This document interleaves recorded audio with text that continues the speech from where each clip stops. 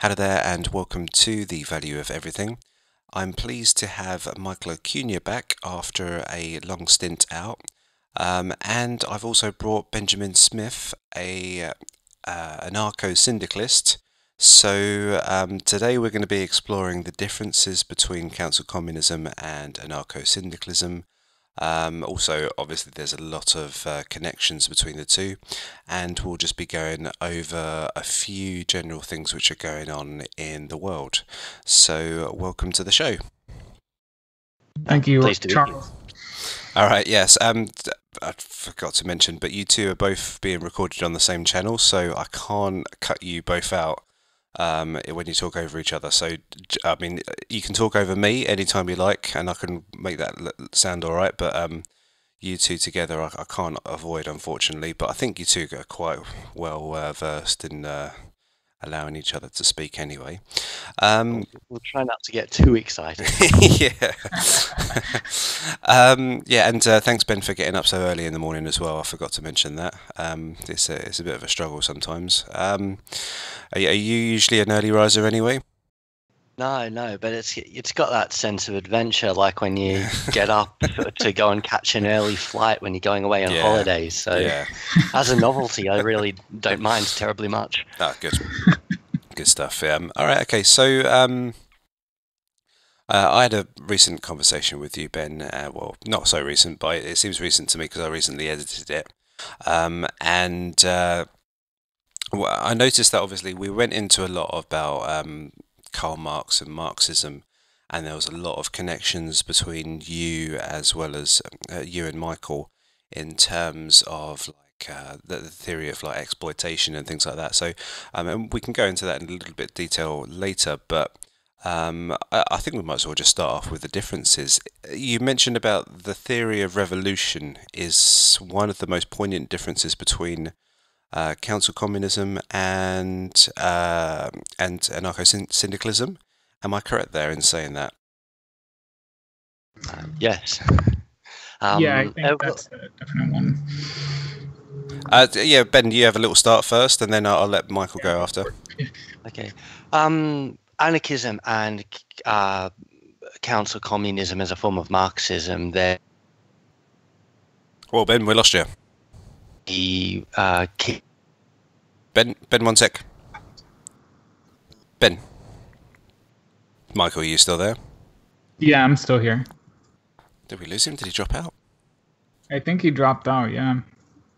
He seems like he's still there. I can't really quite tell. Huh. Typical, we got technical issues on the first time. We almost got there as well. Oh, man. I think he dropped out now, yeah. Alright, okay. So, yeah, it's a bit more of a different format here, isn't it, Mike, with the three-way? But Yeah, we have to work it out. Yeah, I think I need to just, or maybe when you start asking questions, just specify which one of us you want to answer first, because otherwise I'm gonna keep talking over him. I gotta be careful. Yeah. It's always learn as you go, isn't it? Oh yeah, it's one of those things. Okay. All right. Well, let's just let's start. Michael, you can start with describing the differences in revolution, if you don't mind.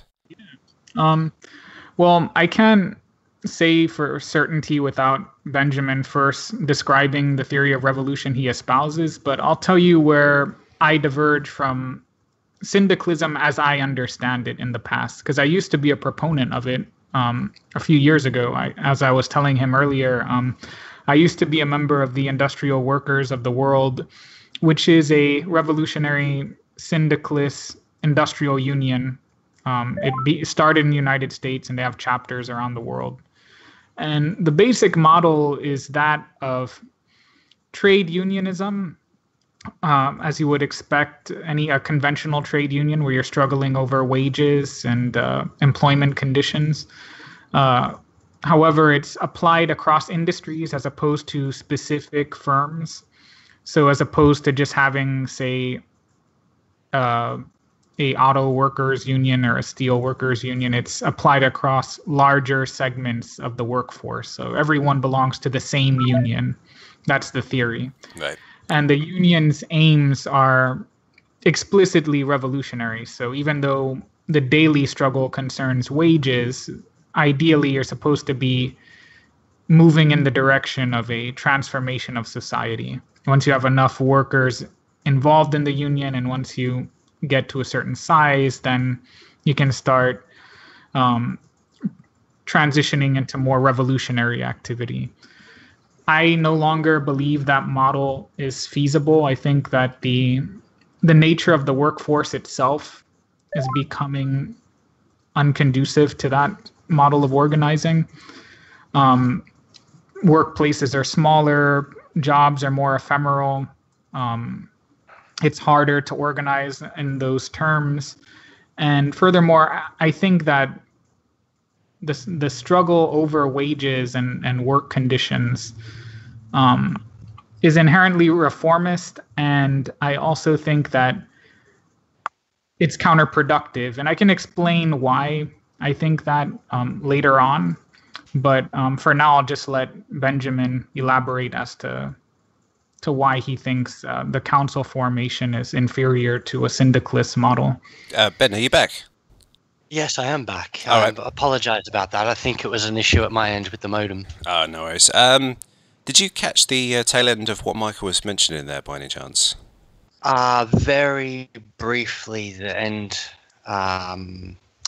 Are we still on the topic of differences between council communism and anarcho-syndicalism? Correct, yes. And Michael was just going across like the point of organising in the workforce and the dynamics about it, and how he used to be syndicalist, but because of the dynamics of the workforce, he wouldn't go there. What certain dynamics was it? It was just like the size and the organisation now, Mike, was it? Yeah, I think the nature of workplaces and post-industrial societies, like most developed Western nations now, the firms are smaller, jobs are more ephemeral.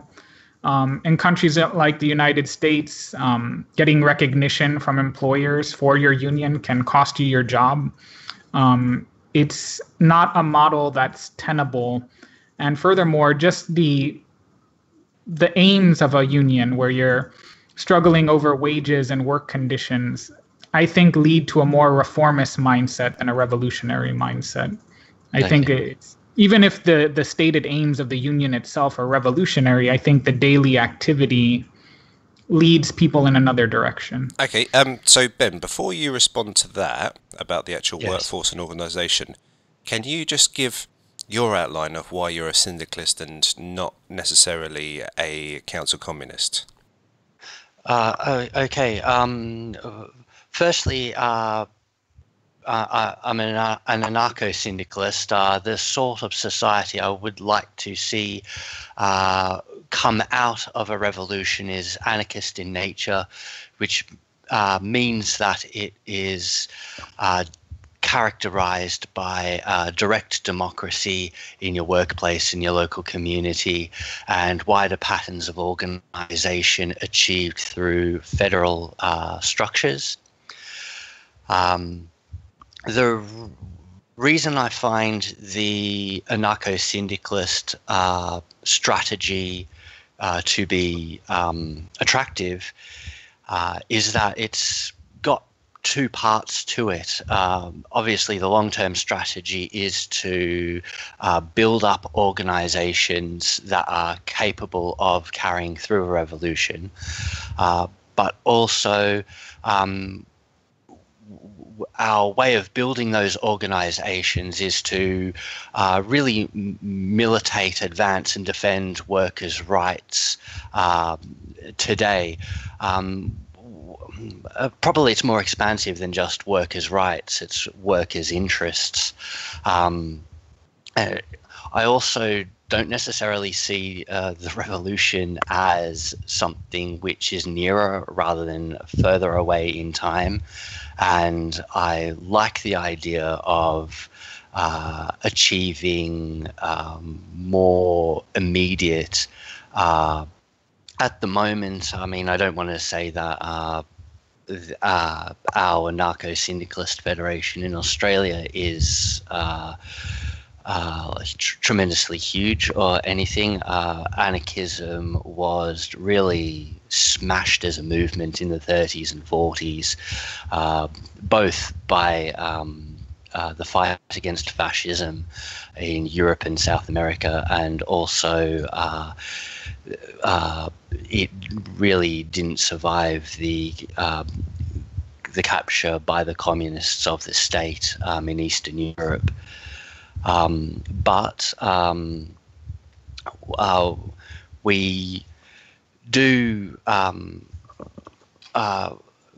methods of direct action are useful, especially in cases where there are very little protections provided by the state through workplace law to protect workers in the context of wage theft or unfair dismissal, etc. And I think the strategy of a direct confrontation, a direct struggle against the bosses in the workplace is a means of empowering workers in a situation where they would otherwise not have many options open to them.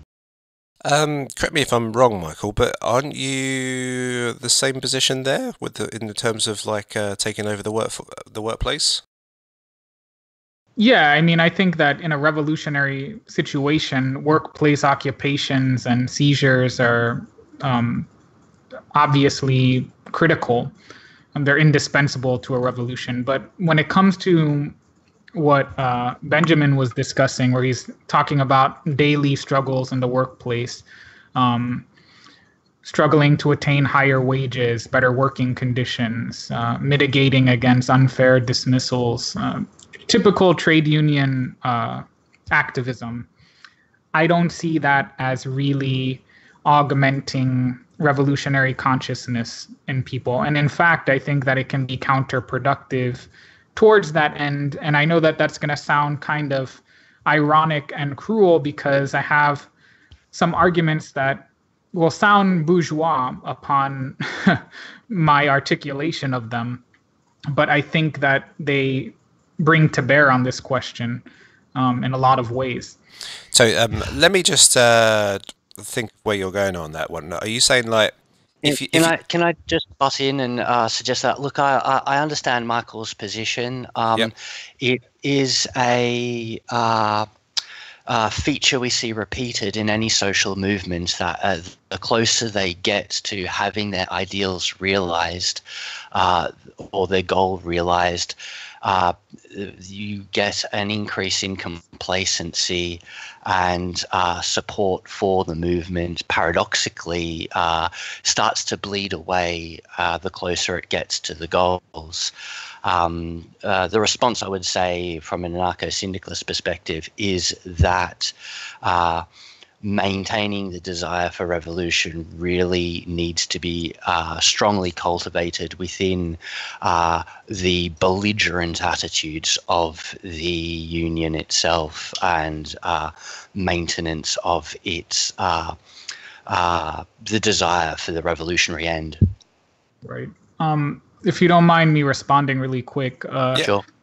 I don't want to be mistaken for advocating an accelerationist position, because that's not really what I'm arguing. I don't think that even the more limited reformist goals that syndicalist unions seek, I don't think that they're viable. I think that or even if they are in the immediate term, in the long term, they're incompatible with capitalism. Now, one might argue that, well, then that's all the more reason for the members of the union to start seeing the logic of revolution. However, I just don't find that a persuasive argument. I think instead what will happen amongst the workforce is they'll become disillusioned with the industrial union itself. The response to that again is that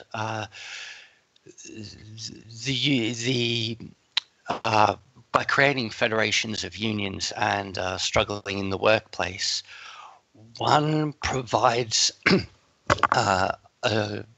an institution of direct democracy and anarchist federation in which workers can participate today. They can learn how these sorts of organizations work. They can taste the benefits of participating in democratic processes. This is important as a means of socialization, a school for this modes of organization and socialization we hope to see will eventuate after the revolution. Really, if you wait for a revolutionary situation to present itself before you attempt to engage people in these sorts of processes, it's really too late.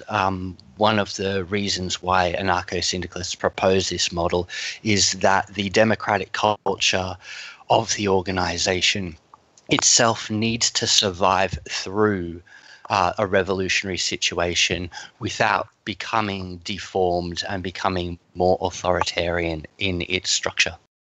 Just one sec there, because it's interesting how you two are both talking about this. I think I've played the best game ever of Divide and Conquer. The two people that are most aligned, I've got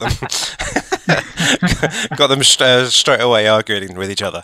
But just on this note, because I remember having the conversation with Michael before about warriors. I say like warriors take over, and then all hell can break loose because you've got that kind of revolutionary change quite quickly. And then Michael, I can see where Michael's coming from as well. Is that if you play along with the bourgeois, you set out these rules, you play the game of capitalism, of saying, okay, well, we're the union. Give us these crumbs back in return for us doing this work. They eventually play you to your game, and then they'll win over that side. So I can see both arguments from both respects. Now, obviously, I'm a narco on the side of narco-capitalism, although mine does extend to a certain form of voluntary socialism in the end. But yes, I mean, how would I distinguish the between the two? Like, I can see where you're coming from as well, Ben, with in terms of democracy and stuff, having that structure in place, and I can see where Michael comes from with just having that sudden change, because you've got you know when like a government comes into power, you've got that initial impetus to actually kickstart you and get things rolling in that direction, rather than having the quick change. Now, either of you, do you have any like evidence or like points in history where it proves what you say is the better method in comparison to each other? And I'll start that one with Michael.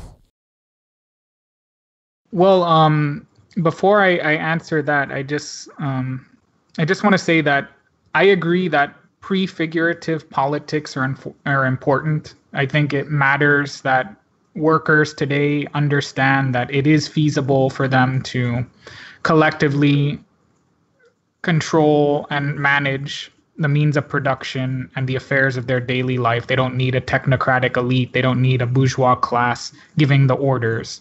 They have to realize that it's within their power, that otherwise communism is just going to seem too impractical or too utopian to struggle for. So I understand that. I just think that what Benjamin was alluding to, the democratic processes, the bottom-up configuration, I think you can have that within the context of a council organization. I don't think you need to include the trade union element into that. Also, worker cooperatives are great models for the same thing. And you can point to them and show their successes and their failures, to be fair. But in terms of their internal dynamics, those are cases that you can point working people to so that they understand that, it's not beyond their grasp to manage their own affairs, to have the degree of self-management that a radical mode of production would require of them. But returning to your question, Charles, I think one of the distinctions between Benjamin and I also is I think that the end of capitalism is more imminent than he does. I think it's more immediate. I think that we're in a late capitalist phase, and it's not going to be too much longer. I'm not talking about within the next couple of years or something, but I think capitalism's lifespan isn't as long as many people suspect because of innovations that are taking place and that are going to disrupt the ability for capital to turn a profit. There's too many contradictions that are unfolding right now to make capitalism a long-term viable mode of production. So I think that a collapse is imminent, but what is going to replace it is not so obvious because the left is in a very weakened state. The council formations that I favor are non-existent at the moment. I'm doing what I can to rectify that situation. But the end of capitalism, there's no doubt about. Now, when we're looking at moments in history where either one of our models have been shown to work, I mean, the syndicalist model that he's referring to did work. And you and I talked about this before, Charles, with my great-grandfather in Catalonia. Yep.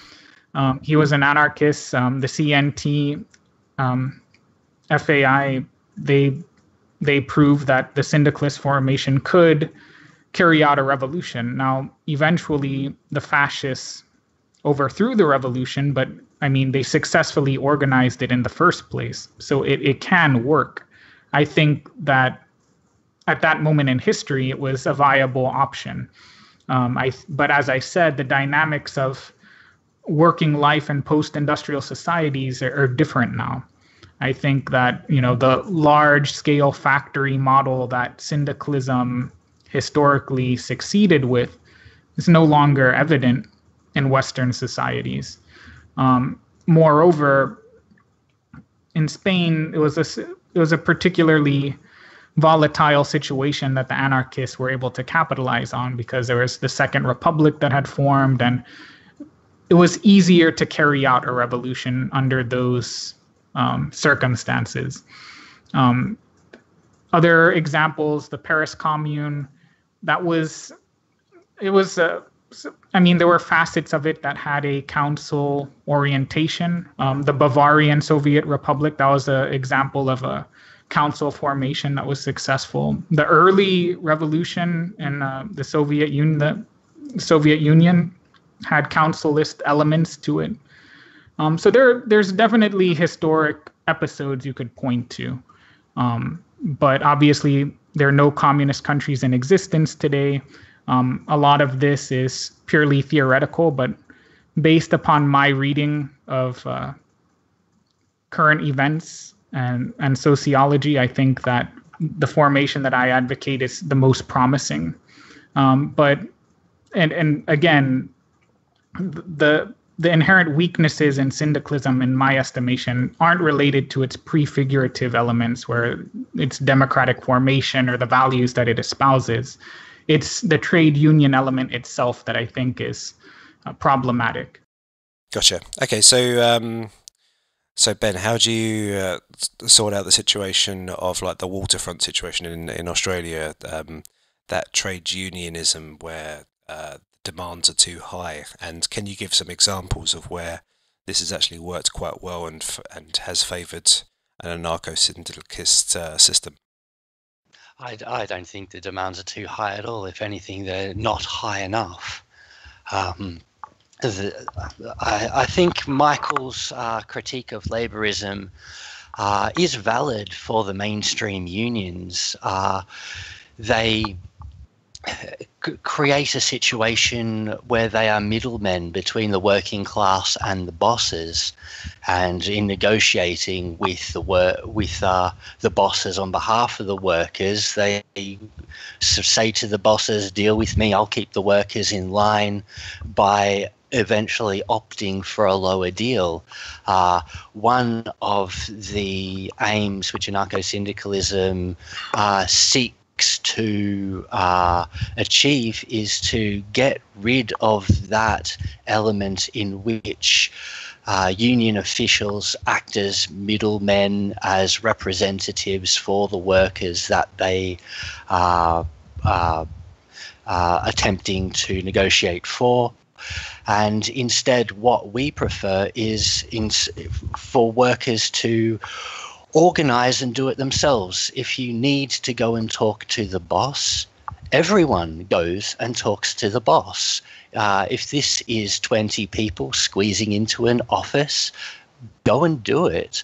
If there's if the physical space of the office doesn't permit that sort of collective behavior, you send in a number of delegates, never a single individual, with a limited mandate. And if what the boss proposes is outside the terms of that mandate, you break the meeting temporarily, walk out the door, have a quick conference with your workers before walking back inside. The mainstream unions, as I see it, create a class system internal to the union movement. And one of the things that we need to do is to not accept these sorts of essentially bourgeois structures within working class organisations. Ben, I'm really sorry to just interrupt you there, but there's a thought that's just striking me in my mind right now. It's just the number of groups. Okay, so 2 people can have a very intellectual conversation. 3 people can do it. I think once we get to like 4 people in this interview, I think it'll start to break down a bit. And if you think about gangs, their mentality is like even like they'll get into stealing and robbing. And if you think about when you watch a sports game, all you can do is barely chant. And then there's the mob rule mentality where basically it's like the lowest common divider who has the say. So if you call a manager into a room, you're going to say, "Oh, we want double pay, double pay, double pay," and all start chanting it and stuff like that, without actually having any kind of reciprocal conversation with the manager. So, like saying that there's no actual representation of the people who it might be more of an intellectual, might have a bit more of a bargaining and negotiable, be of more of a negotiable persuasion. Doesn't that act as a detriment if you're all on the same level? No, there is a certain discipline which people need to abide by when it comes to holding meetings, whether this is a meeting of your local union or whether it is a meeting within a production and distribution cooperative or whatever. You need to simply conform to the norms of reciprocity in the discussion. Otherwise, you're right, it's not a discussion. But there's no reason why the number of people necessarily ends in mob rule. The reason why we advocate everyone going to talk to the boss together is, firstly, the boss can no longer single out any particular worker for retribution, for being too outspoken, because you're all there. And secondly, it keeps the delegates whom you have chosen to undertake the speaking role with the boss, it keeps them honest. As anarchists, I don't think we need to buy into the idea that people with the right ideals will always get the right outcomes, or that people are beyond corruption and whatnot. People have got a range of temptations. One of the things we need to do is maintain skepticism of and a surveillance of even those people who we trust and who are comrades, that they represent us properly and they do not exceed the terms of their mandates when we select them as delegates. And this is one of the reasons, for example, whenever we have Congress, both within the Anarcho-Syndicalist Federation in Australia, or even when we send delegates to congresses of the International Workers Association, we never send one. We always send two or more so that they can keep an eye on each other. And it's about being vigilant in the defence of your interests. Okay, Ben. Yeah, sorry to distract you there. Is there anything else that you want to add to your argument? Now I've run off on another tangent. Yeah, it was just the formations of the workforce and. I'd like to say one thing, which is that anarcho-syndicalism as a strategy has always been broader than simply creating unions of workers and fighting in the workplace. Of course, that is the main strategy, but to return to the example of the CNT, which Michael alluded to earlier, the CNT has got a long history of using the democratic structures within the unions and the wider networks of organisation and association that the federation makes available to organise production and distribution cooperatives. The CNT in Madrid do this today.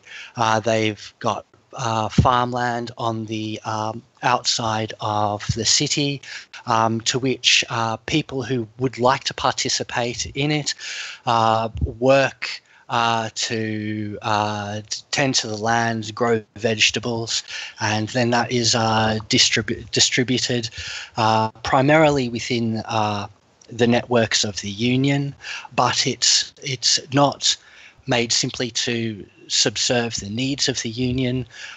It's about building up the capacities of democratic working class organizations, prefigurative to a revolution, and creating these sources of sustenance is strategically valuable when you are in the business of staging strikes, hopefully intending to engage in workplace occupations. If you can keep your workers supplied, you've got greater chances of success in those situations. But the strategy encompasses a wider range of activities than just union organisation. All right, thanks for that, Ben. Before we move on to any other subjects, because obviously it's probably quite an important episode, this, because I very much doubt there's much on in terms of anarcho-syndicalists and counter-communists on the YouTube right now who are debating. So is there any other areas in which it will be informative for people to listen to you two discuss? And I'll let Michael continue on that one. I think that my critique of trade union struggles, or I shouldn't refer to trade union because we're discussing syndicalism, so it's revolutionary industrial unions, but the union activity itself, where you're struggling over wages and working conditions.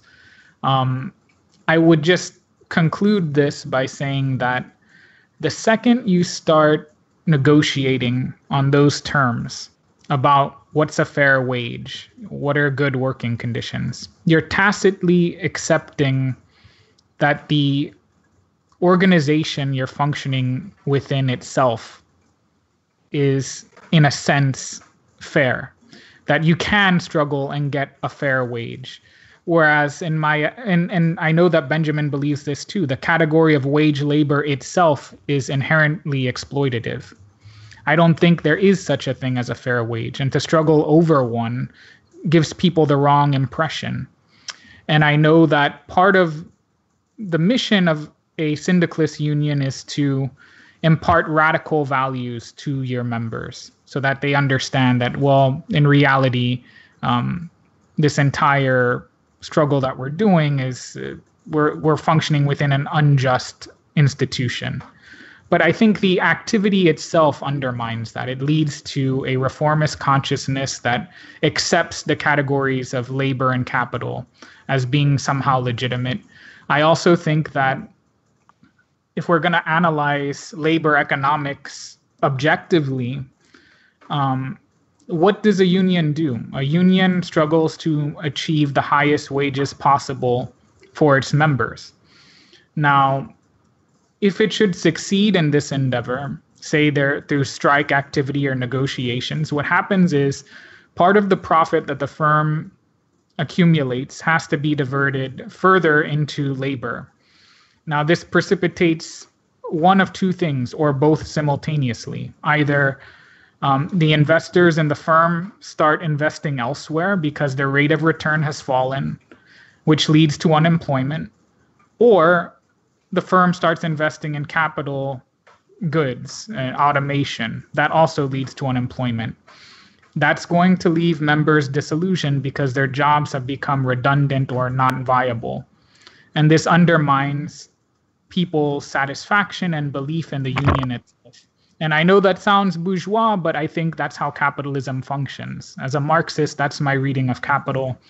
And I don't believe that struggle is worth engaging in. It's worse than futile. It's counterproductive, in my opinion. Regarding the question of whether a negotiated outcome is a tacit acceptance of the justice of that outcome, I don't believe that's necessarily true at all. It is just the arrival at a new point in the balance of power and a launching place for further demands when those demands can effectively be put. So I disagree with Michael in that respect, but I'd also agree with him that there is no such thing as a fair wage. There's two just outcomes in a revolutionary context. That is absolute wage equality in an economy in which there is no longer the extraction of surplus value, or the anarcho-communist proposition, which is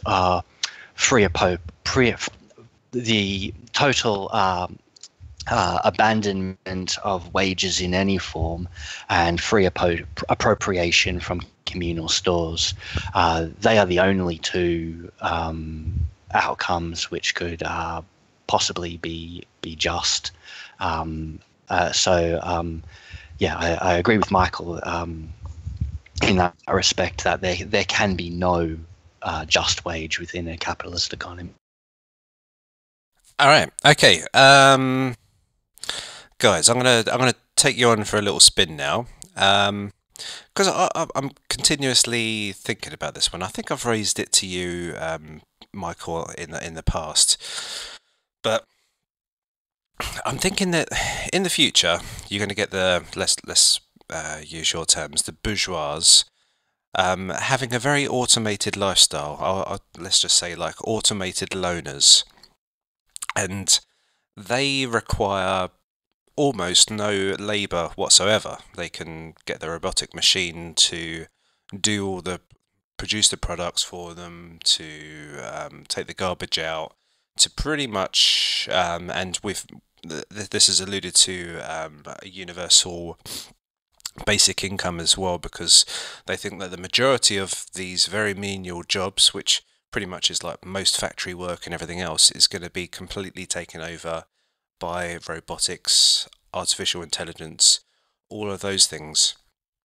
Now, when all of these factors come into the mix, does it make counter-communism and anarcho-syndicalism redundant because of the fact that you cannot have any kind of revolution because you do not own the actual means of production anymore? And Ben, I'll let you start. No, it doesn't mean we can't have a revolution, because the revolution is to seize control of the means of production, which have been socially produced and which rightfully should be in the hands of the working class rather than some middle class monopoly. But the question that you've raised about the increasing tendency to automate industry is an important one which we need to deal with, because if the number of workers which we require in order to feed, clothe, house, and provide the necessary requirements of the community gets smaller and smaller and increasingly becomes part of really a technocratic elite of highly skilled workers in partnership with the bosses, the other side of that coin is that we're going to have a situation of mass unemployment in which a great number of people find themselves surplus to the productive process. This is a terrible situation in that they will find themselves completely disenfranchised. I think the proposals for a universal social income is a response to this looming problem. I don't see it as a solution.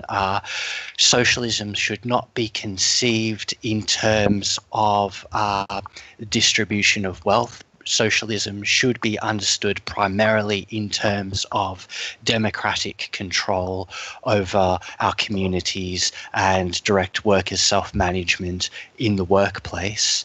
And so the idea that a universal social income might solve this situation is ridiculous. On the other hand, I think it's appropriate to see an increasing automation of production as an opportunity.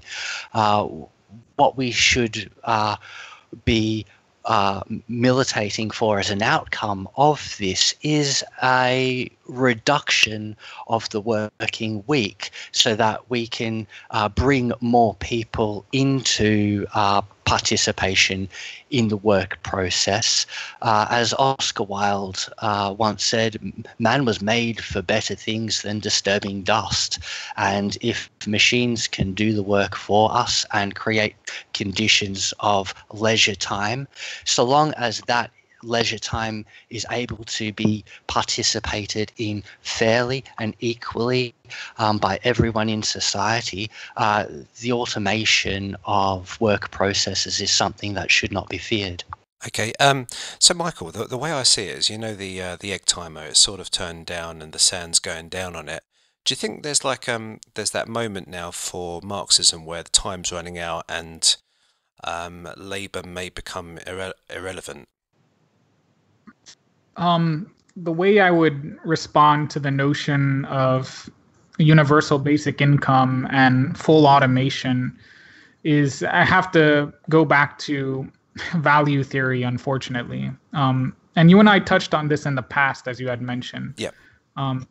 I don't think that we're going to get anywhere near a fully automated labor process within the parameters of capitalism. And the reason I don't think that's possible is because value, and by extension, price and profit, derives from human labor power, the socially necessary labor time to reproduce a commodity.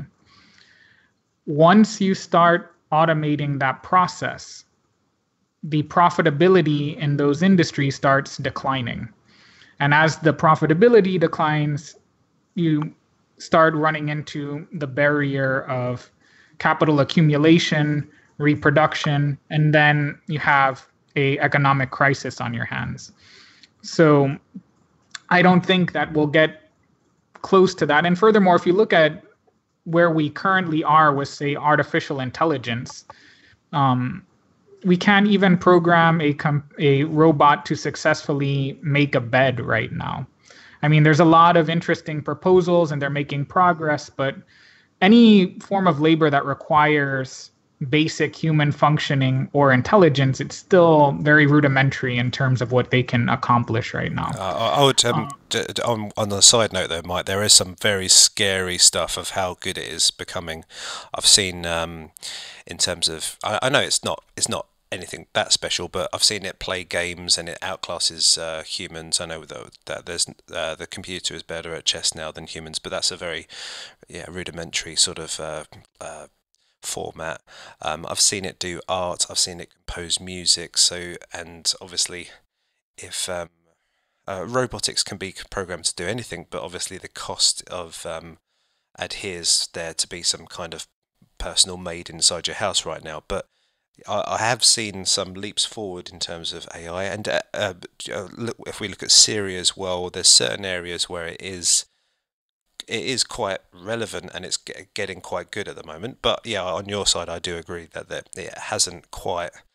There's nowhere it's near human beings just yet, but it has made some leaps and strides in the last, say, 10 years. Undoubtedly, I don't mean to denigrate what they've achieved so far. Anything that has to do with algorithms, you can program machines to do really impressive things now. Compositions, as you said, games. It's impressive. I'm not trying to deny that by any means, but when it comes to fully automating the entire labor process, it's just not there yet. I think it's going to be another generation or two if it ever gets to that point. But as I said, the imperatives of capital accumulation are such that we're not going to have a fully automated labor process within capital. Now, when we're talking about an elite class that's possessing these factories and machines that can produce commodities on command, I think what you'd have is nearer to feudalism in that case, where you'd have a caste of people that possess these machines and they use them for their own ends. But it wouldn't be capital because you wouldn't be going through the standard the circuit of capital accumulation. I'll give you another one, Michael. What if they do this one? So, you know, like the Hunger Games, where there's different classes of people in different areas. So, you know how currently the benefit class of people are just sort of never get a chance to work and things like that, and they're almost becoming dumbed down because of it. And there's like criminality and all those kind of things which are happening in that factor of that class of people. And then you've got the working class, and then you've got like sort of the elites and stuff. Now, what if the elites started to have those things that were working for them, and then they create a socialistic system for the elites, and then just totally avoid all the below classes beyond that? Wouldn't that work for them? It would. I mean, another good movie you can point to is Elysium. Yeah. That was very much the premise of that film, and I think that H.G. Wells wrote some books similar to that also. So that they could. In any event, it's So they could actually fight Marxism with their own kind of Marxism for their own elite self. I just think that the process of getting to that point where you have a fully automated labor process is going to be so tumultuous that they won't get there. But I mean, it is a possible outcome. It's one that I would find horrifying, but nonetheless, it's possible.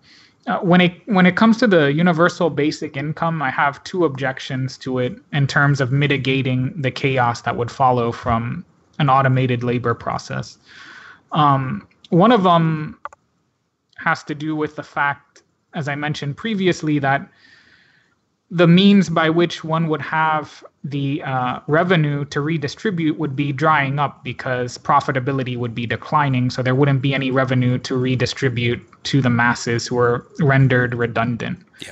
The second one, let's just say that value theory is incorrect. The labor theory of value is wrong. I'm full of shit. It's marginalism and the subjective theory of value, so that we don't have to worry about profitability, right? There'll be plenty of profit to redistribute. The second objection is sociological.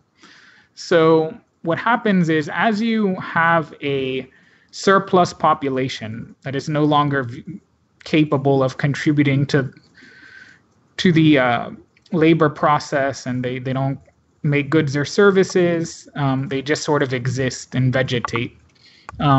What happens is both the bourgeoisie and then the labor aristocracy, the highly trained workers that are making the profits that are redistributed, they start to resent that population. What is their purpose? Why are they here? Imagine the social pathologies that might exist. I don't know about Benjamin, but I'm of the perspective that non-alienated labor is a necessary component to leading a fulfilling life. I think that if you deny people the ability to engage in, and I'm not saying that I think more work is good. I think that automation can be liberating, and I like the idea of a reduced working day and a reduced working week, but I think labor itself is good for humanity. I think that it's an indispensable feature of our nature that we like to engage in free creative labor. So if you have a large segment of the population that's denied this, and they just are given money to pay the rent and obtain food or whatever, and maybe a little for leisure, I think that you're going to have a lot of pathologies out of boredom and out of the recognition that they're really not necessary. And who knows what could emerge from that kind of situation. I think it would be a really horrible state of affairs, and I think it would be really chaotic. I think you'd see all kinds of situations emerge from that dynamic, and most of them are pretty negative.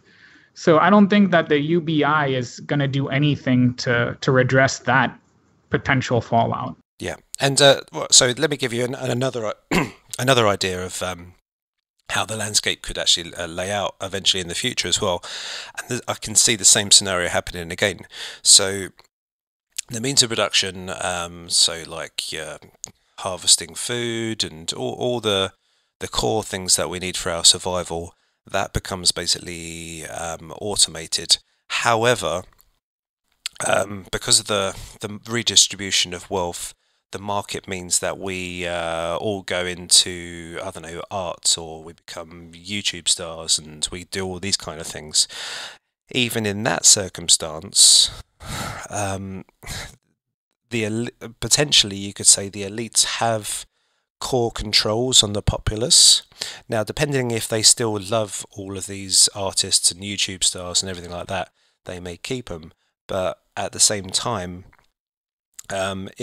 you could still have that issue of automated loners who decide that the having humanity is questionable.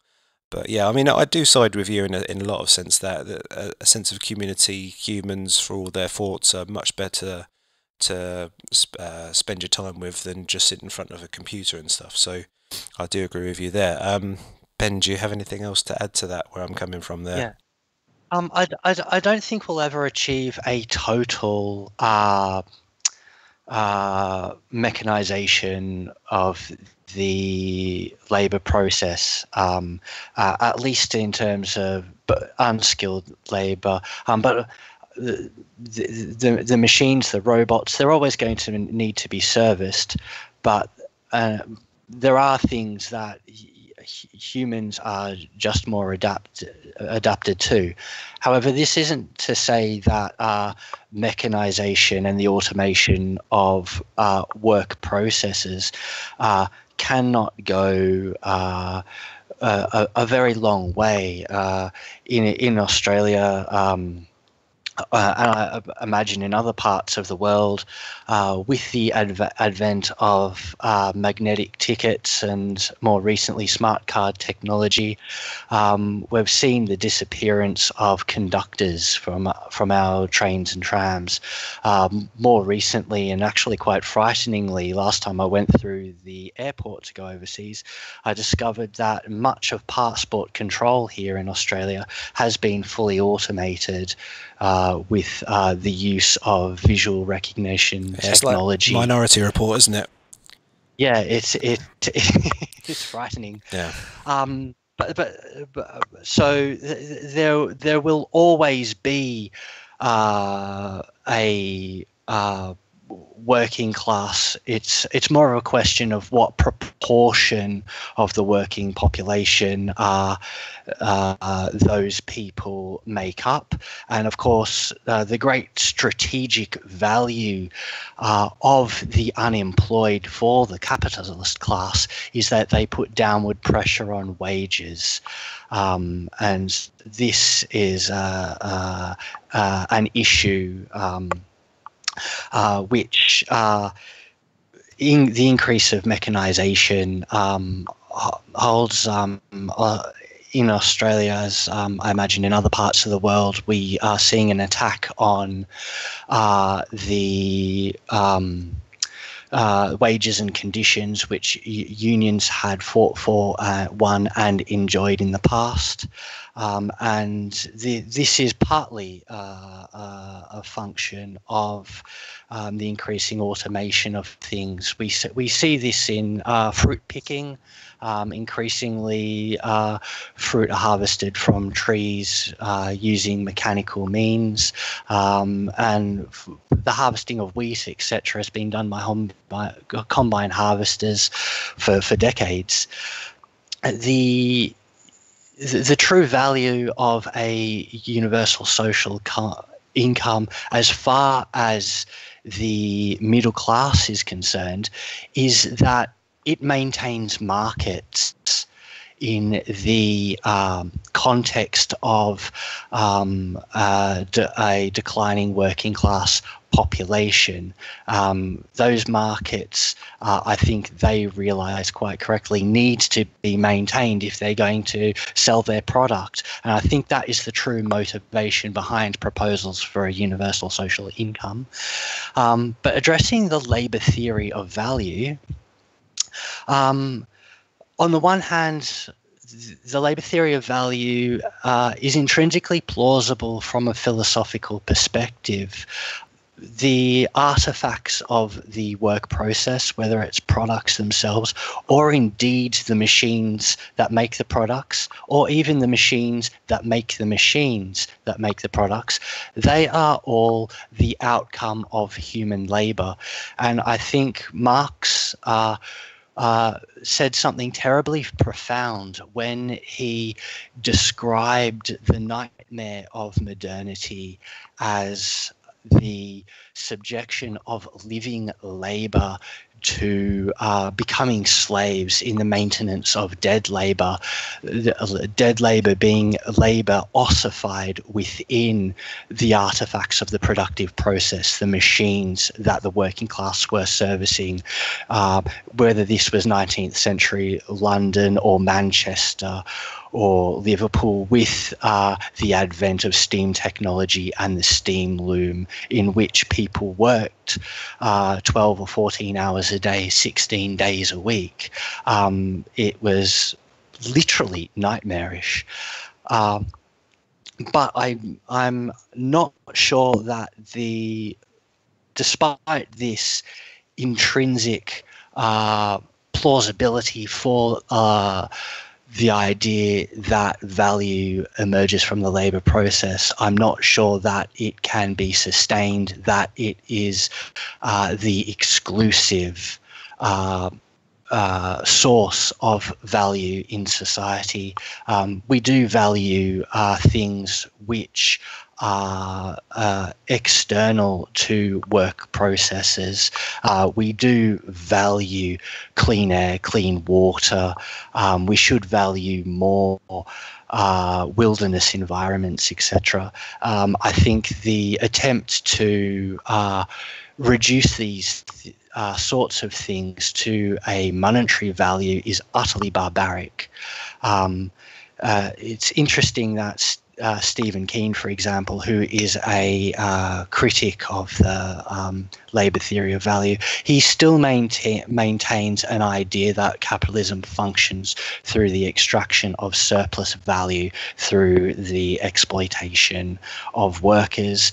He just rejects the idea that it is the labour process to the exclusion of all else that is the origin of value. Mike, do you have anything else to add to that? I'll just want to add that when I discuss labor theory of value, and I know this isn't what Benjamin was saying, but just so listeners understand, I'm not using value in a normative sense. I'm using it in a purely descriptive sense, and it has to do with the origin of price and profit. So when I talk about the labor theory of value, I'm discussing the socially necessary labor time to reproduce a commodity as being the source of that commodity's price. And that's the value that we're discussing, not the value of the labor process in a humanist sense or in a normative sense. I'm not trying to denigrate other facets of life by any means. I'm just saying that, for instance, Stephen Keen, he insists that machinery per se and natural resources also endow a commodity with its value, and by which he means its price. I disagree with that. That's where the crux of his issue with Marxism comes into play. So all I wanted to do was say that as a point of clarification for listeners. Sure. Okay. I'm going to move us on just a little bit because I've got this thought in my head. You guys represent the workers, right? I like to think so. Yep. Are you with me there, Ben? I represent myself as a member of the working class, and gotcha. If other workers want to come and join, they're very much welcome. But I'm a little more hesitant to say that I represent workers. All right. Okay. All right. I got you there. Now, I mentioned just beforehand about the benefit class, the dependent class. I know that when talking to both of you, and I've mentioned about freeloaders, you go, no way we're going to accept freeloaders in this society. There's you got to work in this society, or you're just going to get shunned. This isn't a post-revolutionary society, you mean? Yeah. Well, when describing the system, in the system that you said that could manifest, that the freeloaders they're not going to take an easy ride. They have to pull their own weight in that respect. So that kind of attitude I always find kind of interesting, because that sounds like some kind of I don't know, some traditional American working dad saying that kind of stuff. You got to pull your own weight. You've got to work hard to do anything in this society and stuff like that, which is kind of interesting, because everyone thinks like the mainstream left is like, oh yeah, we have an easy ride. Let's just get the wealth off the bourgeois, and then we can have this beautiful life forevermore. It's not quite like that, and I find that interesting how you describe that. But on the other side, the benefit class have obviously kind of through no fault of their own, but sometimes it could have been something quite innocent at the start. So maybe they found themselves unemployed, and then one thing led to the other, and then they're just they had a little bit of a back pain, but then they've sort of had a good relationship with their doctor, and they've continued that on, and then they're perpetually on benefits. So that class of people, how do they come back to an economy which is socialist, or if so let's put it in these kind of terms, if their mentality is not right and they're not willing to accept this kind of thing, are they still shunned from your society? And I'll let Michael continue on that one. I think it depends entirely on how we classify the benefit class. I fully acknowledge that there are people that receive welfare benefits that need them. They're either infirm or elderly, or they're temporarily unemployed. There's always going to be a segment of the population that receives benefits because of nothing of their own volition. They're victims of circumstance. Yeah. So in a communist society, you're still going to have people that need access to the social product, even though they're not contributing to it necessarily. So I don't consider them part of the benefit class, as I'm understanding your question. I think what you have in mind are people that are cheating the system and they have no intention of contributing to society. They don't want to work, and they're just living off the fruit of other people's labor. Yeah, and it's there's that very cloudy area of like whether their mental capacity is there or not, but then potentially it could be psychological as well, whether they really have got the will and the drive to do it as well. It's such a grey area. It's really difficult at the best of times. Yeah, and the state of psychology as such is that it's very difficult to discern that. But let's just classify them as people who can work, but they choose not to for whatever reason. Yeah. I think I would regard them as what Marx called lumpen proletarians. So when he was defining the lumpen proletariat, he was talking about criminals and people that are living on the fringes of society. I think that since these people are, in a sense, cheating the system, I would regard them similarly. And Marx regarded them as an inherently counter-revolutionary class, and I do as well. Since they're not members of the working class as such, their interests aren't the same as ours. They're interested only in augmenting their welfare benefits. Now, when we're talking about how that would be addressed in a communist society, I think I'm not quite sure how Benjamin envisages distribution in his anarcho-syndicalist society. I, however, favor a labor voucher system in terms of remuneration. So if you choose not to work, you don't have access to those vouchers, and consequently, you don't have access to food or shelter in that society. And I think this is important, and I don't know how much sociology our listeners have read, but this is an issue called the free rider problem in game theory. And it's a serious problem that can undermine social systems and institutions. And unless you take a hard line on that, it can undermine the entire system. Now, proponents of, say, free access communism, they don't think that'll be a problem. They think that once labor itself is no longer alienated, that people will naturally gravitate towards it and they'll want to labor because they'll find it fulfilling. And I agree with that assessment for the most part, but there's always going to be a contingent of society that, for whatever reason, chooses not to work. And you have to address that squarely. Otherwise, their presence is going to undermine social trust and undermine the system as a consequence. So in short, what I'm saying is in communism, those who don't work aren't going to eat. And it sounds cruel, but I think you need to maintain that. Gotcha. Ben, where do you stand? Yeah, I really don't like this description of the unemployed or people who are on pensions for being ill or unfit to work as a benefit class.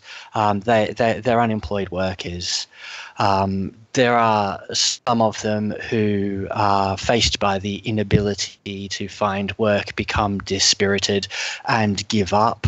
But I don't think they should be demonized at all. I think it's wrong to demonize the unemployed and infirm. So Ben, they're excluded from the system. Yeah, so because it was really difficult for me to sort of outline this, because I know there's a bit of a grey area. I know obviously some people that there's a lot of people on the outside. I don't think. Sorry, Ben. I don't think that it is.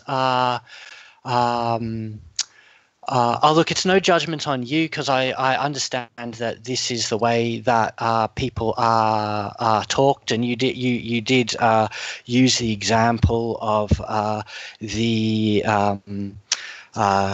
conservatively minded person who is imbued with a work ethic. So it's no criticism of the terms you've used. I think they're appropriate for the question. But I think the announcing an objection to the use of these terms is also a very important thing.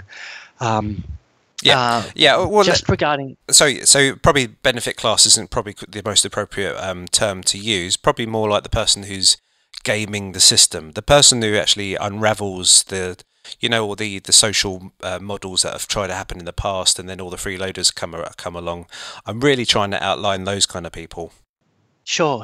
Look, they do exist, but they are proportionally a very, very tiny number, and certainly not an issue of significance. Really, their value is so that right-wing papers can stoke up resentment at these people. Sorry, Ben, but when there's always been that social movement, there was that social movement in America. I forgot it. With I can't remember what the guy's name was before.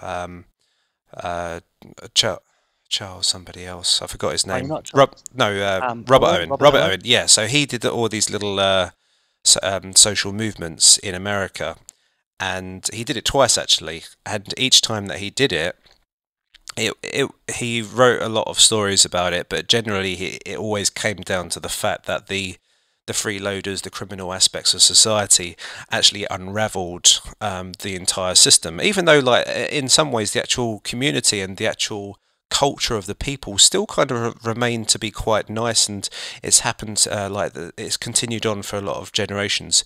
It was just that aspect, and even though it could be a minority, it could be even just like 0.1% of the society. As soon as other people look over their shoulder and say, "Look, this guy's taking a work break which is going on for 5 hours now. What's going on here? Why am I working?" That does, even if it's a minority, it can unravel the entire system. Would you say?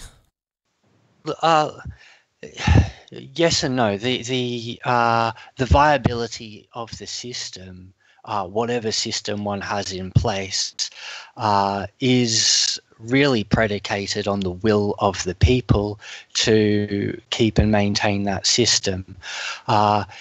During the 19th century, it was common for socialists of a variety of schools to denounce the middle class as a leisured class living on the back of labour, and to assert the intrinsic dignity of work, and to say those who don't work shouldn't eat. That was really a reference to the middle class who can live off the interest and the dividends that their bank accounts and their share portfolio provide them. As far as what ought to occur in a post-revolutionary society goes, in such a society, we will be accountable to each other and have reciprocal obligations. One of those obligations will be to participate in the work process. However, if a community decided that the degree of wealth it was enjoying was sufficient to provide everyone with a basic, very basic degree of sustenance, so that it would be provided to people as a matter of fact when they feel ill, etc., and that this was not work was not required for this, but if one wanted to consume at the normal rate which had been set for society, one had to work, then that's something that those communities should feel free to implement. I personally don't feel any resentment to anyone today who collects the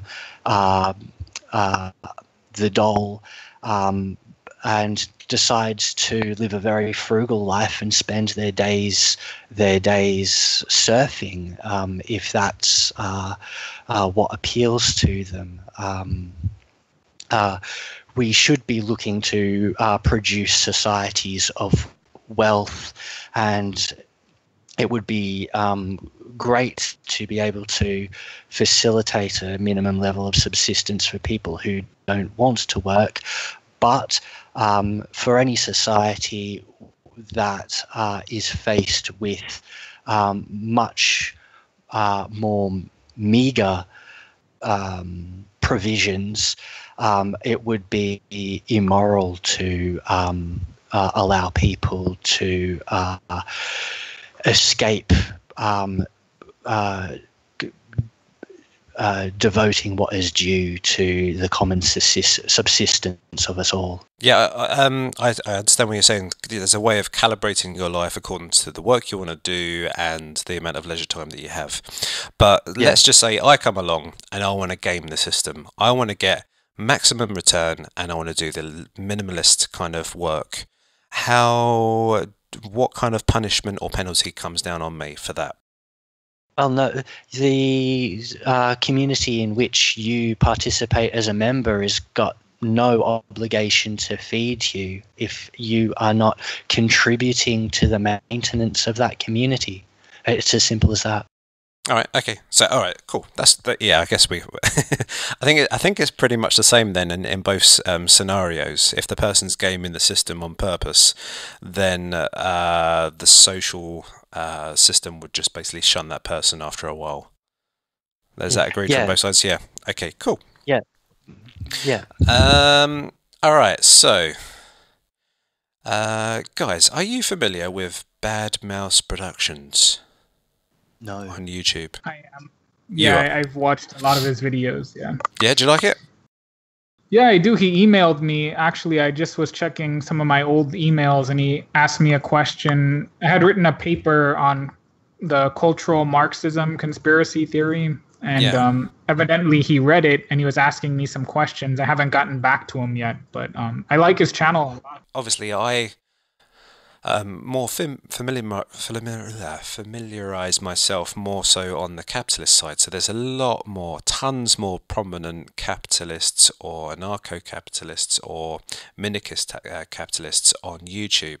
But then I'm noticing like the, shall I say, green shoots of leftism coming up, but not just like the silly mainstream, whatever that's leftism of I don't know, gender issues and all that kind of stuff. It's just your proper intellectual kind of side. And I see that coming through with Bad Mouse Productions. I believe he was a capitalist as well beforehand, before converting over.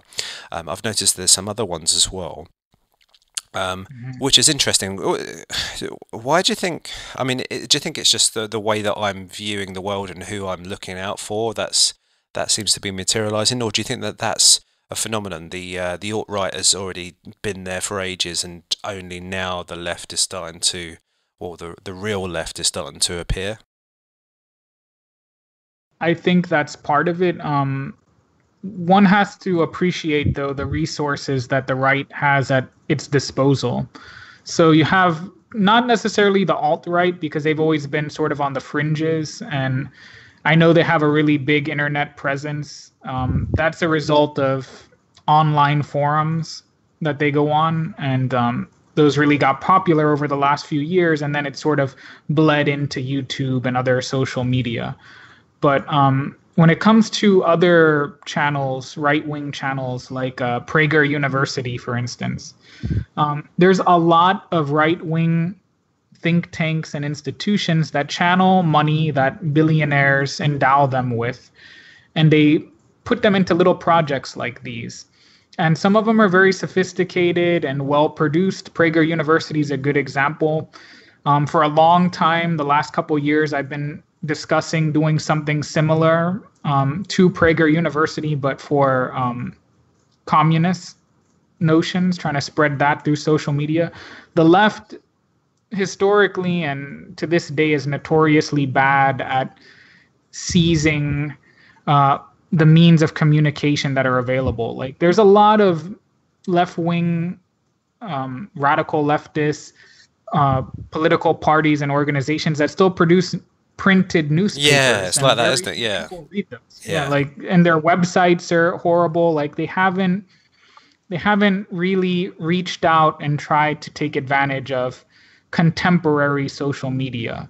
Part of it is, as I said, they don't have the resources at their disposal, but part of it is also as they get stuck in their old ways and they haven't really branched out, and they have a really bad public relations issue. Yeah. And I'm whenever I have time, but I'm working 2 jobs and going to school, but when time permits, I hope to be able to start contributing to rectifying that, because it's a serious problem, and it goes all the way down to some of the aesthetics that left-wing organizations employ. It can seem alienating to ordinary people. Yeah. Ben, what's your view on that? I agree with everything Michael has said, but I wonder if there isn't something more. We see a lot of far right and fascist individuals here in Australia who have taken to video sort of production in order to try and get their message across. Blair Cottrell in particular. And it seems to be successful, but I wonder if one of the reasons why they've been so quick to move down this path is that it makes total sense in terms of the aesthetics of fascism, which Claude Lefort theorized in terms of when you have a proper democracy happening, the locus of power is not something that you can see directly. In fact, the power is conspicuous in its absence because it's not invested in any particular individual. It's something that resides in the democratic collective as a whole, and therefore the comforting image of the locus of power. In the past, it used to be the body of the king, but one of the reasons for the seductive power of fascism in the 30s and 40s is that it presented the image of the leader figure, the Führer, as something concrete that people could envisage and go, yeah, that's the strong man, that's where it is, I know. If you think about it, the written text is again, it's an absence of the single point where the message arises from. You have to read the whole text in order to get the message. But when you're presented with an image on a screen, whether it's a video or a still image, or even to a certain extent the sound of a voice on a radio. And I think Goebbels understood this very well when he wanted to use state funds to put a wireless in every home and thereby have the means to put the Führer's voice directly into every home.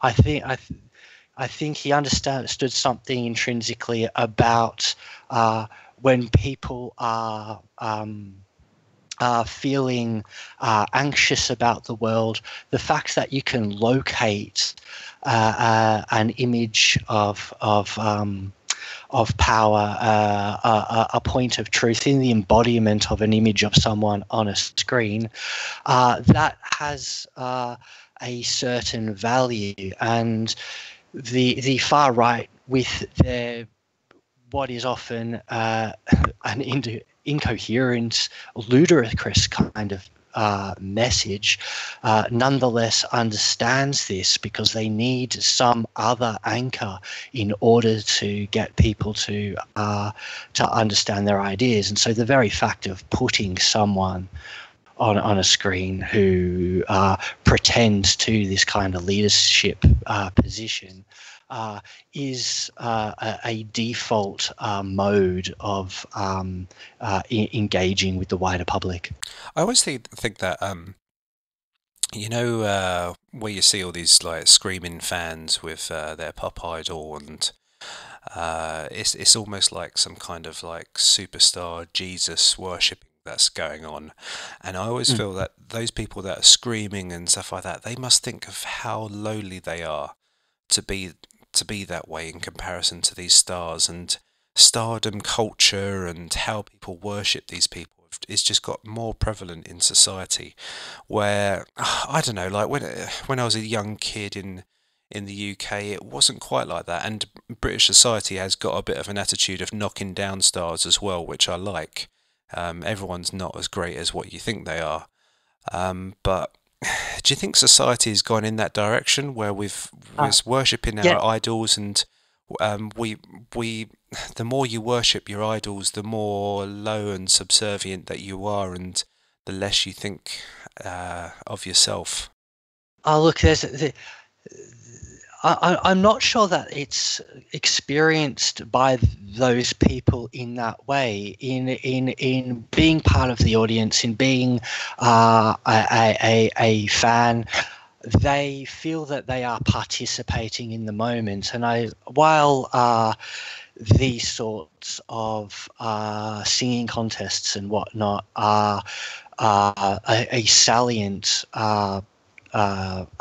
aspect of this at the moment, you could say that it's got a much more extensive history with the advent of spectator sport, which is very widely enjoyed, and nonetheless it has the same dynamic of spectatorship as a proxy for participation in a situation in which participation is expressly forbidden. If it's at a soccer match, it's about the 22 people and the 3 referees on the pitch. And if you jump the fence, this won't be tolerated.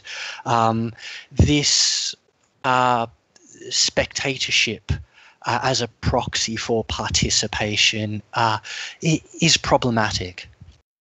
Yeah, and do you think there's where I was going with that? Do you think there's elements which are feeding into fascism in itself, whereby I know sports become more prevalent? Everyone, I don't know, in my offices and stuff, they're all bloody gambling and everything like that. Everyone's addicted to sport. I couldn't give two shits about bloody watching sport really nowadays, and everyone's, I don't know, there's all these singers and pop idols, but they've all got this vocoded voice which doesn't sound natural and sounds shit in my opinion. And it's like it's this weird manufactured bullshit which is happening. So and it's all weak and it's all this stardom worshipping. So you usher in somebody that speaks like they're speaking from the heart and speaking real. That's just like easy game for them, all those kind of crowds. Michael? Yes. Sorry, Ben. Go on. Oh, sorry. I'd like to just say that there is an isomorphism, for want of a better word, a similarity of form right across society, because the sort of audience spectatorship which you've described in these phenomena, that's what goes on our news coverage of Parliament. You have a group of politicians who are the participants, and you have got no choice but to observe through the media their antics or not, and your participation is limited to voting once every 4 years. There is the same structure in that distanciation and this keeping separate of the citizenry and the politicians as there is from the audience and the singer and the football fans at a match from the players. And it happens in our companies too. As a worker, we do our job, but we are at a distance from the decision-making process. We are told what the decisions are, and we're forced to conform or be sacked. So right through modern society, there is this keeping separate and removing from participation the great mass of the people. And really what we call democracy today, it is not democracy. The best name for it is electoral representationalism, and it is much closer to fascism in its structure than democracy as the ancient Greeks created it, as the fascists want to destroy, as the anarchists and other socialists want to create. That is something which is more distant to fascism than the type of social forms we inhabit at the present. Mike, what's your take? I guess I should just say that I haven't read widely on the subject of mass psychology, but I don't disagree with Benjamin. I think that capitalist alienation helps augment sympathies for fascism, but I think we need to be really realistic about where sympathies for the far right are at the moment and what the channels are to them. These YouTube personalities that are associated with the far right, at best, they get a few 100,000 views, or maybe they even get up to 1 million viewers. But I mean, that's a drop in the bucket because all of these people are coming from across the world. Statistically, it's insignificant. Now, if we look at electoral support for far right-wing parties like Front National or some of the European Golden Dawn. Sorry, Mike. Just to, I didn't mean to just interrupt you there, but wouldn't you say like Infowars is quite significant? Wouldn't you say in like even moving the electoral votes and stuff in favor of Donald Trump? It is, but Infowars is a very schizophrenic organization. Like their politics are very difficult to pin down. I wouldn't call them fascist by any means. Occasionally, they'll employ far right-wing rhetoric and write articles that seem to be in that vein, but they also straddle the position of libertarianism and right-wing populism. It's hard to pin them down anywhere. So I don't really associate them with the rise of the far right, or let alone fascism. Okay. I mean, they employ anti-fascist rhetoric a lot of the time. Their enemies they'll condemn as fascists. So I don't know if I would go so far as to cite Infowars. Sure. Although they are a significant news outlet at the moment, but I'm not going to to associate them with what I'm discussing. It would, just to add a little bit onto that, they will allude to immigration crisis, and the immigration crisis brings in people like Tommy Robertson, Douglas Murray, Blair Cottrell, Pauline Hanson, who would be more on the right side, even to the fascist side, and it plays into their kind of game. Sure, and I was gonna start citing the geopolitical and sociological phenomena that are channeling into the right wing, and immigration right now is part of that subject. Yeah.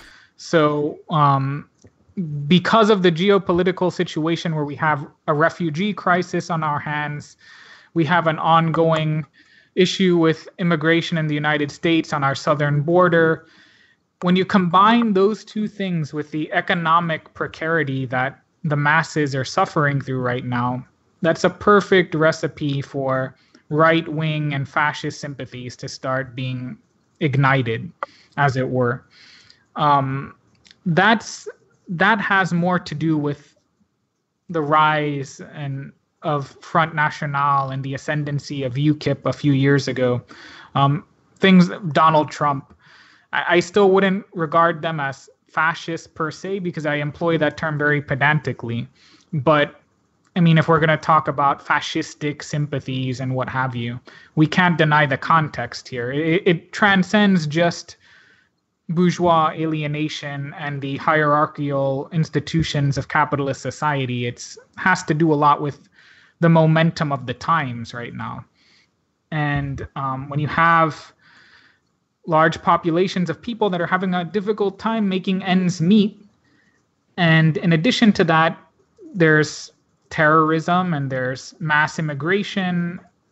Terrorism, it instills people with a modicum of fear because they are worried about their loved ones falling victim to this. And then there's some right-wing figure and there's some YouTube personality that's going to play to that emotion. There's no left-wing counterpart, as I was saying. The left is conspicuously absent in all of this, to their fault. And when they are around, they just make fools of themselves. As Benjamin can probably notice, I'm a very tough critic of the left because I think that we're failing really spectacularly right now. But setting that aside, you have that going on, terrorism. Then you have mass immigration. What does that spell to the average working person? More competition in the labor market, putting downward pressure on wages. This is very basic labor economics. And there's no left-wing answer to that. And it is humanist sloganeering that has no practical result to average working people. The far right says, no, fuck this. We're going to slam the door on these people and help protect your jobs. Now, they don't ever fulfill those promises, just like Donald Trump has failed to erect his border wall because that comes up against the imperatives of capital accumulation. But nevertheless, it's good rhetoric and it galvanizes people. And the fact that the left doesn't have an answer to this is telling. Now, when it comes to the division between the written word and visual media, I mean, it's more personal when you can see someone or when you can hear their voice. I think that's fundamental to our human nature. We have a different reaction. It's the same thing when you're going to view a lecture from a professor in person versus reading his book on the subject. One is far more impersonal and it's a different experience.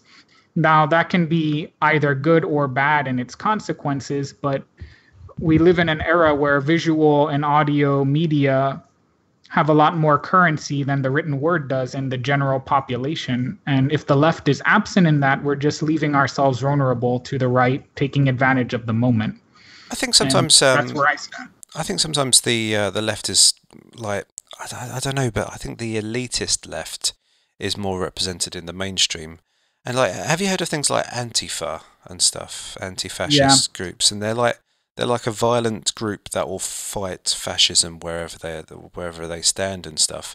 But then you see where they get funded from, and then it's like, oh, okay, this is a bit strange. And I think did Ben just drop out there?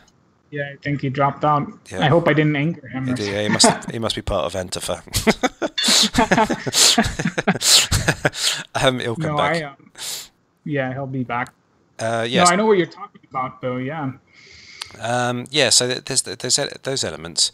What do you think? Are you familiar with Tommy Robinson and Douglas Murray? I am not. I'm more familiar with some of the more notorious figures on the American far right. Are they Americans, or are they European or Australian? They're British. So British, English people. So Tommy Robinson and Douglas Murray. Very interesting way how the system has played out in that way. Let me just there we go. Ben's coming back in, I believe now. Yeah. So it's almost like a 1-2 punch in British society right now. You've got Tommy Robinson, who is working class guy from Luton. I think he's like, I don't know, he does some kind of like plumbing job or bricklayer job. And you right there, Ben?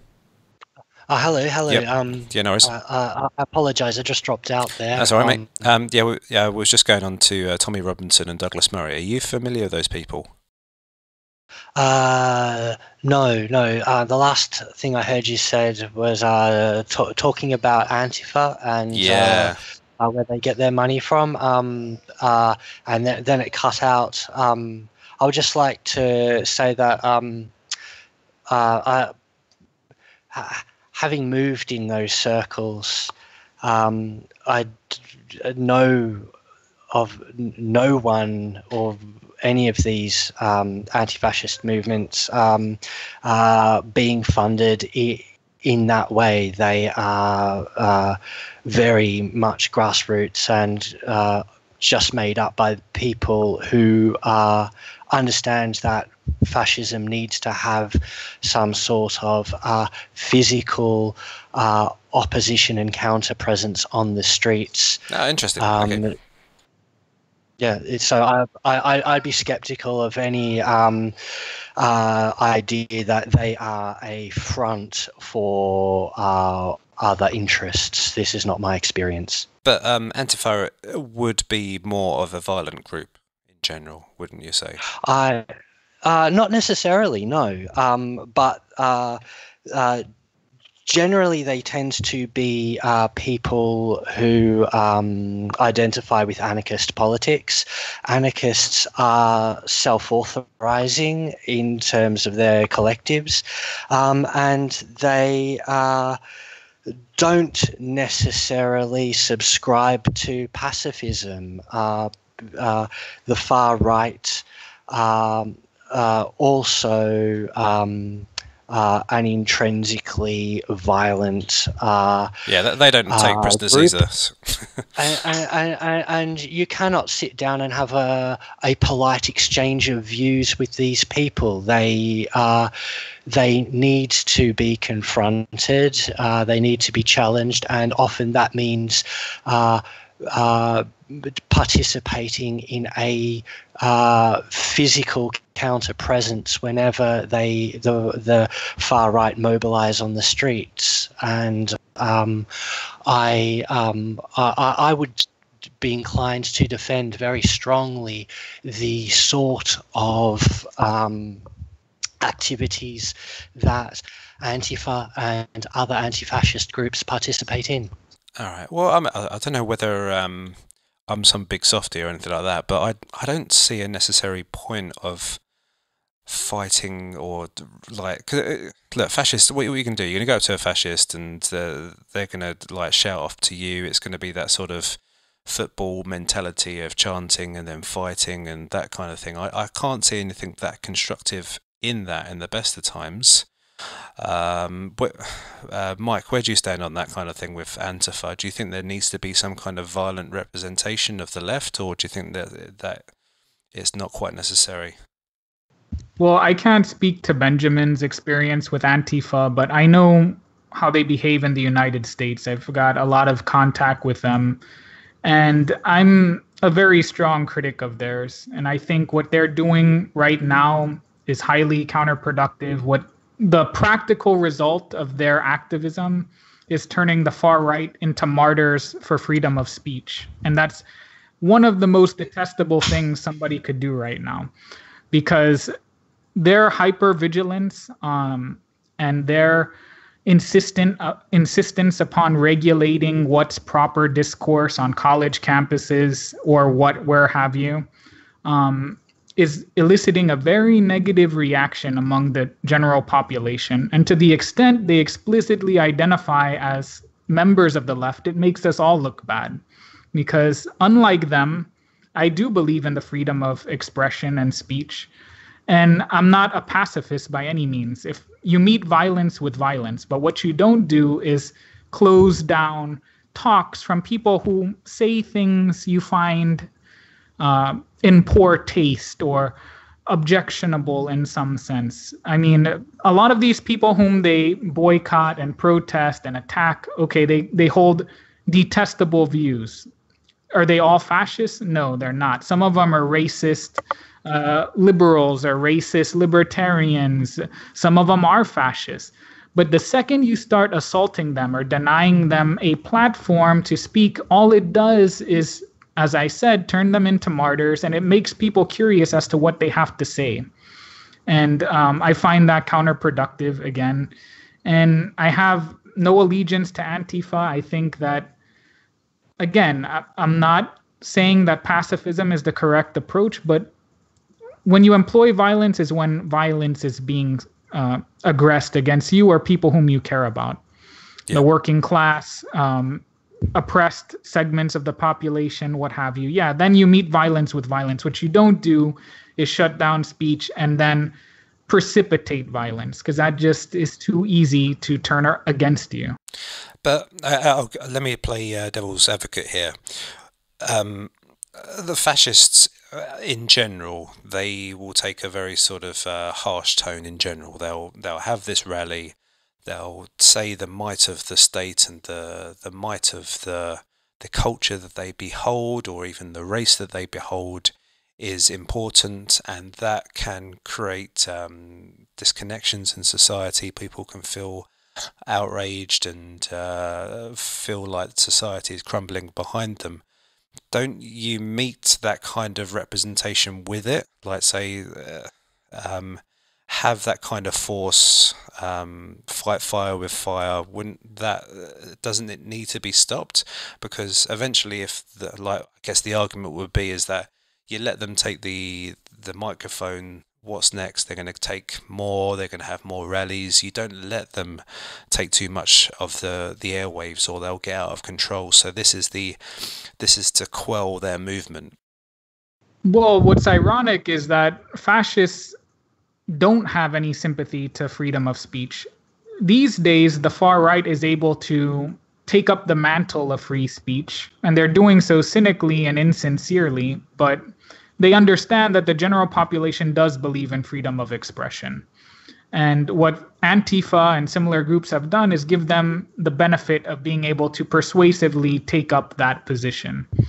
Now, when it comes to the risk associated with their views proliferating, I happen to think that fascism and views of the far right are just wrong, and I can elaborate as to why I think they're wrong. So what you do is you take on their views in a public forum and you persuasively state your case. I happen to think that people are reasonable enough to come to their own conclusions. If the masses decide by virtue of fascist speeches and their argumentation that fascism is the correct path, then that's unfortunate. That says a lot about humanity, but I happen to think that they're wrong, and I think that people are rational enough to see why they're wrong. Sometimes you have to have groups meet with these fascists and debate them, or just state our case to the public itself as to why that's the incorrect conclusion to draw. But shutting them down is not doing us or society any favors, because we're taking up fascistic methods of repressing speech when we should be the guarantors of freedom of speech and expression. Because, I mean, to me, it just highlights that you feel as though you have a weakness in your political philosophy. If you're unable to persuasively defend it or to advance it to a crowd, then, I mean, you're in serious trouble. And I don't think the correct... Yeah, go on, Mike. Ben. Oh. Sorry, Ben. Yep. Sorry, I'd just like to respond to that. Firstly, with a clarification, Antifa should not be understood as a coherent movement in a global sense. Antifa is a banner of people who organize together, really very much in a local and grassroots way, to form a physical and vocal opposition to fascist attempts to mobilize on the streets. The character of anti-fascist organizing, because of its highly localized and grassroots nature, will have a different character in different cities. There is a certain degree of restraint which is necessary to ensure that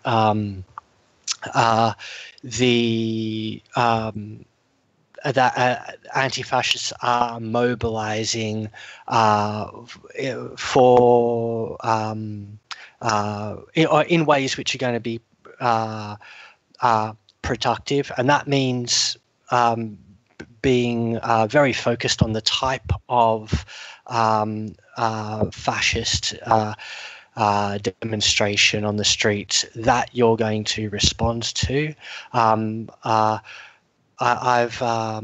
got no strong knowledge of the North American situation, so it's plausible to me that they can overstep the mark if they're not tightly disciplined regarding the sorts of mobilizations that they are going to form a counter-presence for. But the very fact that fascists feel that they are able to mobilize on the streets and march through our cities is itself a message. Yep. And it's a message that they are strong and that they are on the rise, and that if people want to get with the strength, they should get with them. And so it is very important that that message, which is beyond words and which comes out of the fact that they are attempting to mobilize on the streets and march through our towns, that is opposed. And I think the decision by anti-fascists to form a counter-presence, whether it is under the Antifa sort of banner or not, it's a very important one. Okay. Guys, I'm acutely aware that we're going to potentially run out of time very soon, but I'm just going to play us. Well, I mean, I think this will be quite interesting ending to this. I will put out a number of fascist arguments, and I'd like to hear your two counters to this. It's not that I'm fascist, but I'm just going to give out the arguments.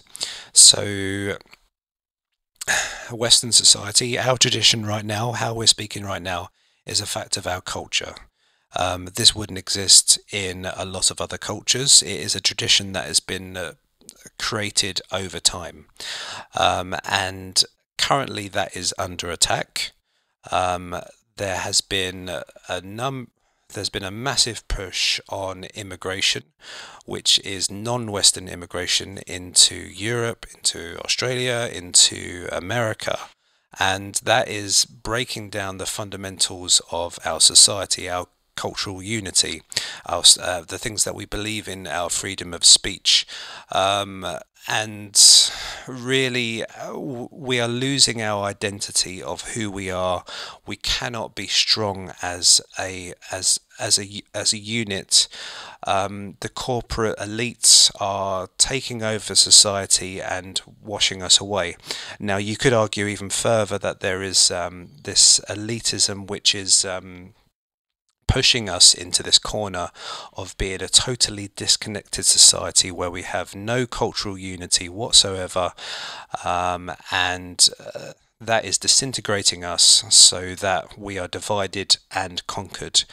And the argument for fascism is that if we can become part of a movement behind a strong leader to overthrow this elitist kind of view, where basically they believe that the elites believe that they should have some kind of technocratic government that should control people and should order what people to do. That is wrong. We should unite as a sole Western culture to defeat this disintegration of our identity and of our work as well. We all want to work, and that privilege is not being allowed by the corporate elites. So, Ben, how do you advance arguments against that? Regarding immigration into a country, look, these people are workers just like you and me. They are not the source of our problems. If we feel that shit comes down from us, shit doesn't come sideways. It doesn't come up at you. It always falls down from upon you. And so identifying refugees or migrant workers as the source of society's problems is a misidentification of the problem. The source of the problem is with the people who control our economy. The source of the problem is with business and the politicians that business has in its pocket. We should be really looking to establish bonds of cooperation and solidarity with people of our class wherever they come from in the world. And if that means establishing connections with unions in other countries so that they can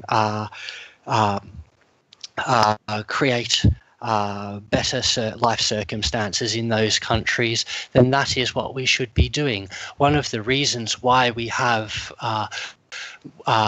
migrant workers coming into rich Western countries is because of often 300, 400 years of colonial exploitation of the very same countries that these people are coming from.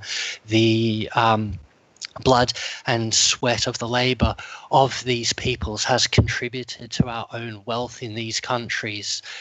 We therefore need to be more tolerant and accepting of them, and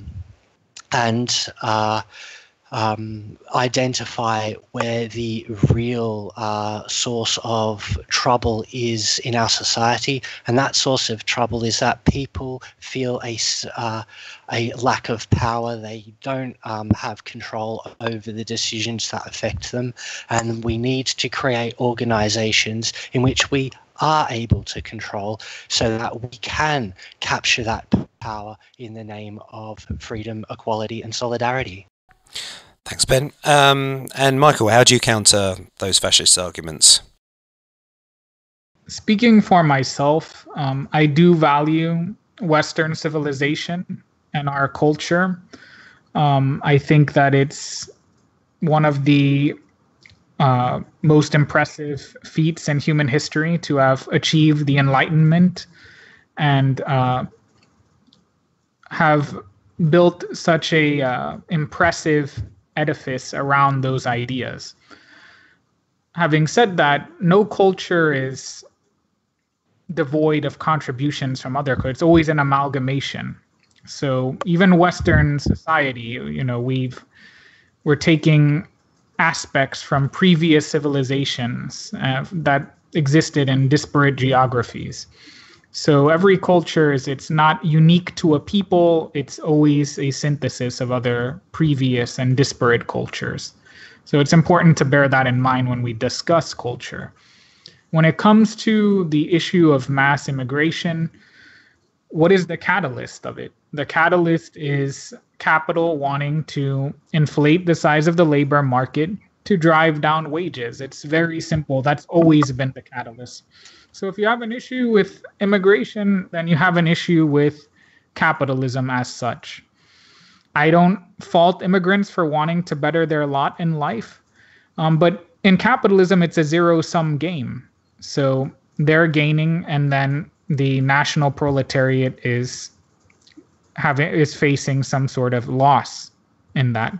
So it's hard to build barriers and create solidarity under that kind of competitive labor market. The socialist movement has been trying for centuries to overcome that, and it's very difficult because, after all, we are in a capitalist labor market. So I understand the frustration that a fascist might feel when being confronted with that, but ultimately it comes back to capitalism itself. Now, when it comes to following a powerful leader so you can topple this elite group, well, it's sort of paradoxical because on the one hand, you despise a technocratic elite that's mismanaging your life, but on the other hand, you're going to submit to another authority figure who you presume is going to act in your interest for all time. I think the true response is to have dignity and self-respect and lead your own life. Participate in decisions to the degree they affect you on the basis of equality with other people. Don't be a master and don't be a slave. That's how I would respond to the fascists. Thank you. I'd like to add. Yeah, to add something on the question of Western culture. Western culture starts with the Greeks 2,500 years ago. It really starts with the advent of democracy in Polis, like ancient Athens. If you look back at what we consider to be the glory of ancient Greece, the flowering of the arts, the emergence of great genres of art such as tragedy, these things emerge in the context of a democratic movement which establishes a democratic form of life, both in the assembly and also in the agora, in the marketplace, in which people met, discussed, exchanged ideas. The image of Socrates in the marketplace, which has been handed down to us from Plato, as an image of free speech and debate taking place.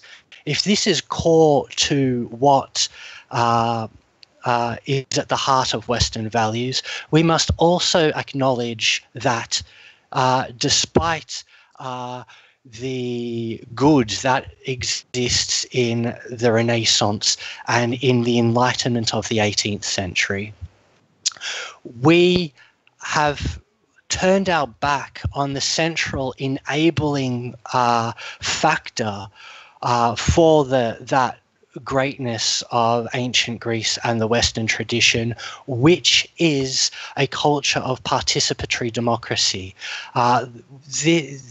This can be dated quite precisely to 1835 with the publication of Alexis de Tocqueville's book, Democracy in America. But the debate goes on earlier with Benjamin Constant's essay on the difference between ancient freedom and modern freedom. These two books, and I'm not sure I have time to unpack them now. Maybe it might be something for a future episode. But these two books where I think the great swindle and the great tragedy of modernity, at least in terms of its political forms, can be located. And so if we're going to be honest about the value of the West, we shouldn't be listening to these simplistic tales that the far right tells us. They don't go into detail. They can't go into detail because they don't know the detail. They're just using this as an anchor in a hope to legitimate the brutish, bloody arguments that they're putting forward. If we want to be advancing the values of Western society, we have to be capable and confident to put the society in which we live into question and to imagine other forms of life to which we can work towards, as the ancient Greeks did in the 6th and 5th centuries BC. We've gone through a load of the subjects. Thank you very much, both Ben and Michael, for your time. Charles, it's a pleasure, and Michael, I've very much enjoyed the conversation we've had today. It's been a pleasure to meet you. Likewise, Benjamin. Thank you so much.